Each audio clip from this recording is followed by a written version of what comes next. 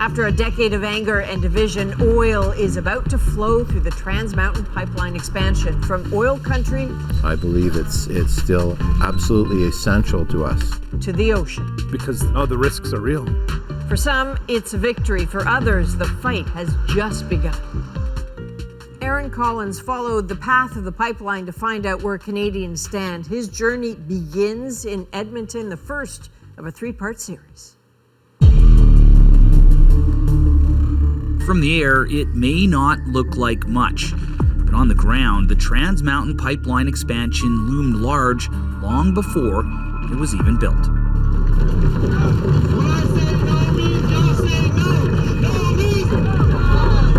Dividing Canadians into those who oppose the line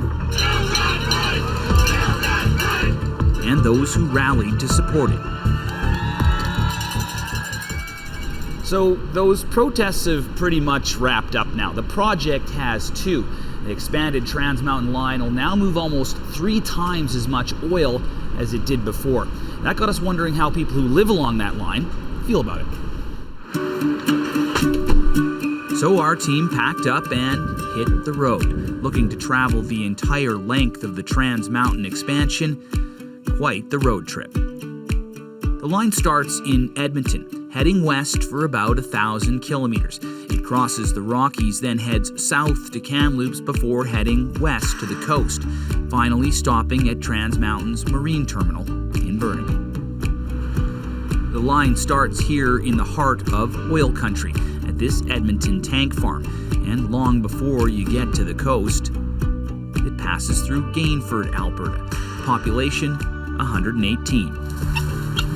Not counting the chickens. Around here, agriculture is many people's bread and butter, and those who don't farm often rely on pulling something else from the ground to get by. A lot of people in this area, if they're not farming, they're working in oil and gas or used to be working in the coal. Most people here more than okay with the line and the industry that supports it. There's a balance for sure. I mean, we all have to eat, we have bills to pay, most of us drive cars. A lot of things rely on the oil and gas still, and until there are better alternatives in place for people that generally live in a rural environment, you have to step up and pay attention to the oil and gas. But oil and gas comes with some risks. Pipelines do leak, spills do happen. The TMX line runs just along the other side of the highway here. Next to that is a train line. A derailment there about a decade ago caused an explosion, igniting oil cars and melting the siding off the house here. That close call makes the pipeline seem like a safer bet. Something like a pipeline break or something like that is unlikely to happen. You're probably more likely to get hit by a car crossing the road. Yeah. So you got to put it all in perspective, right? Doesn't keep you up at night. No, the train. Keeps you up at night. About an hour down the road is Edson, Alberta. The train station there, now a museum. This is an oil and gas town and the hub for the local construction of the TMX project. The benefits of all that building trickling down into every nook and cranny here, all the way to this local parts store. Can you grab, you want 2? Can you grab 2 of those blue propane bottles? There was a big bump in sales here while the line was being built. It meant more work for the 15 employees here and throughout the town.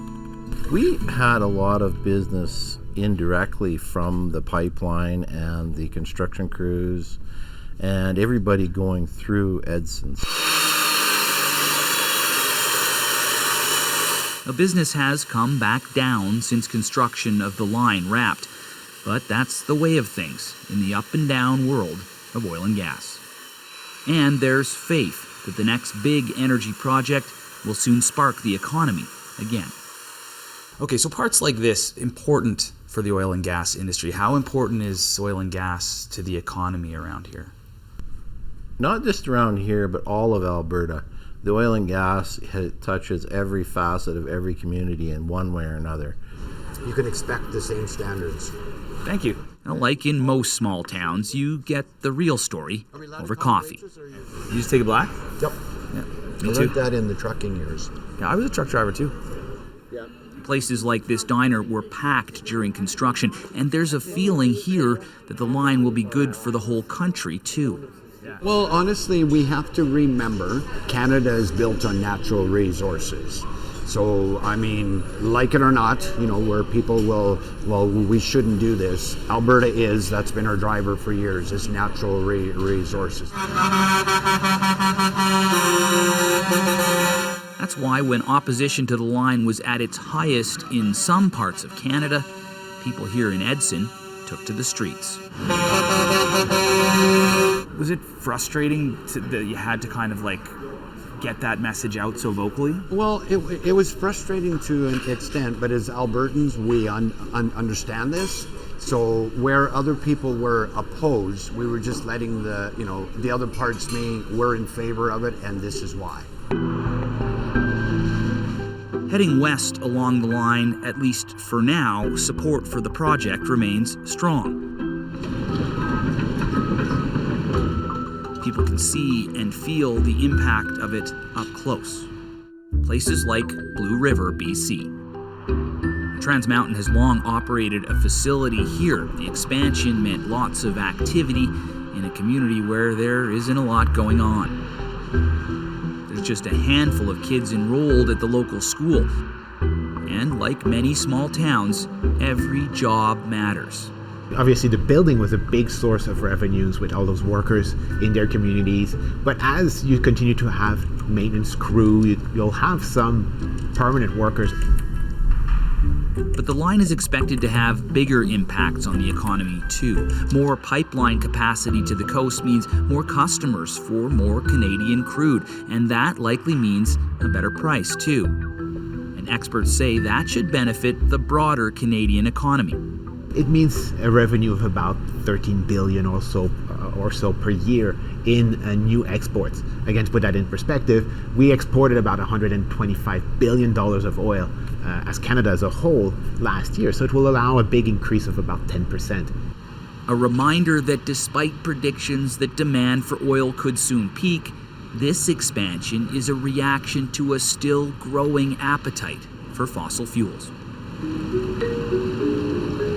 Construction began on the original line way back in 1952, fueled by demand for the large oil deposits found in Alberta in the 40s.